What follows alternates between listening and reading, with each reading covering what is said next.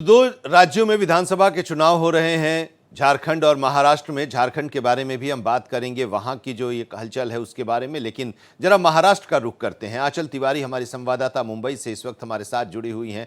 आंचल, महायुति और महाविकास अघाड़ी, पहले जरा महाविकास अघाड़ी के बारे में समझाइए।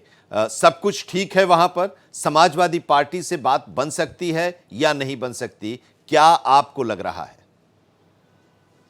जी बिल्कुल आनंद, महाराष्ट्र में 20 नवंबर को विधानसभा चुनाव होने वाले हैं, लेकिन उसके पहले महाविकास अघाड़ी और महायुति दोनों की तरफ से उम्मीदवारों की घोषणा करने का जो सिलसिला है वो लगातार जारी है। अगर महाविकास अघाड़ी की बात करें तो महाविकास अघाड़ी में सीट बंटवारे को लेकर जो फॉर्मूला है वो ऑलमोस्ट तय हो चुका है, और वैसे भी जो सीटों का ऐलान है वो ऑलमोस्ट क्लियर हो चुका है। कांग्रेस की तरफ से 83 से ज़्यादा 80 से ज़्यादा सीटों पर ऐलान किया गया उम्मीदवारों का, जबकि उद्धव ठाकरे की तरफ से 83 से ज़्यादा उम्मीदवारों का ऐलान किया जा चुका है। वहीं एनसीपी प्रमुख शरद पवार की तरफ से 67 से ज़्यादा उम्मीदवारों का ऐलान किया जा चुका है। लेकिन अभी जो फॉर्मूला नया तय हुआ है, सूत्रों के हवाले से हमें खबर ये मिल रही है कि अब 90 सीटों पर तीनों दल चुनाव लड़ने वाले हैं, और जो 18 सीट बचेगा वो अपने सहयोगियों को देंगे, जिसमें समाजवादी पार्टी भी शामिल है और दूसरी पार्टियां भी शामिल है।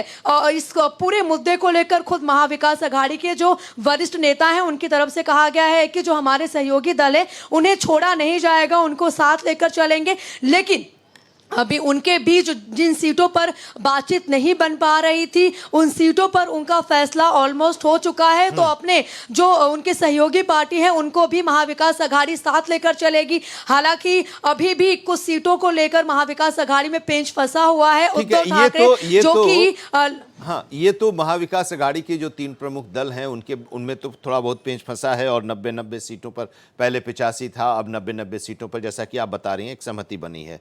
अबू आजमी से बात की अभिषेक पांडे ने, और अभिषेक से जब वो बात कर रहे थे तो उन्होंने कहा कि हमने तो 5 सीट मांगी थी, लेकिन वो भी नहीं दे रहे हैं। अगर बात नहीं बनेगी तो हम 20 सीटों पर अपना उम्मीदवार खड़ा करेंगे। अब ऐसे में है कि जिन सीटों पर वो दावा कर रहे हैं उन सीटों पर समाजवादी पार्टी ने भी अपने उम्मीदवार खड़े कर दिए हैं, और बाकी के जो एमवीए के घटक दल हैं वो भी वहां पर उम्मीदवार खड़े कर रहे हैं। तो ऐसे में क्या माना जाए कि ये टकराव होगा चुनाव में एक दूसरे के खिलाफ? जी बिल्कुल आनंद, देखिए महाविकास अघाड़ी का सीधे तौर पर यही कहना है कि हमारी जो सहयोगी पार्टी है उन्हें छोड़ा नहीं जाएगा। भले उनको उन सीटों पर मौका नहीं दिया जा रहा है, लेकिन उनको बुलाकर उनसे बातचीत की जाएगी और उनको सीटें दी जाएगी। अब ऐसे में ये देखना होगा कि महाविकास अघाड़ी की तरफ से कब अपने सहयोगियों को बुलाया जाता है, कब उनसे बातचीत की जाती है, कब उनको सीट दी जाती है। लेकिन जिस तरीके से अभी लगातार बैठक का दौर महाविकास अघाड़ी के बीच जारी था, ये सवाल भी कई दफा हमारी तरफ से किया गया था, तो उन्होंने ये कहा था कि सहयोगी पार्टियों को जो 18 सीटें हैं वो दी जाएंगी। अब ये कब दी जाएंगी ये कहना थोड़ा मुश्किल है। ठीक है, और वो कौन कौन सी सीटें होंगी ये भी बड़ा अभी साफ नहीं हुआ है तस्वीर। महायुति की बात अगर करें तो महायुति में सीटों का बंटवारा हो गया, लेकिन अभी भी 11 सीटें हैं जहां पर पेंच फंसी है।